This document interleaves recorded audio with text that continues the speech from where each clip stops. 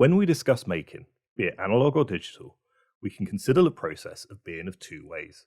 We can either easily add material to the work so that it resembles a continuous piece without joints, in which case we call this process additive, or we can remove material from the work, and thus we can consider this process subtractive. Traditionally, nearly all making processes, maybe with the exclusion of traditional ceramics, would be considered a subtractive process. We use our tools to remove material from a block to discover the geometry of the part inside.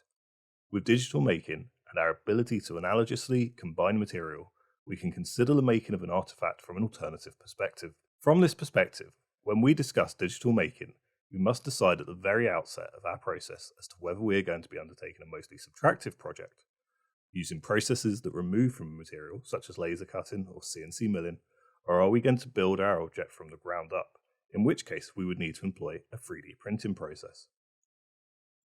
This early decision will shape the development of our work, from the types of shapes and geometries that are suitable to create to the materials and finishes that we will use. We can look to use these technologies in multiple ways, whether we are producing tools that can be used to assist our current craft practices, or even as craft outputs in their own entirety.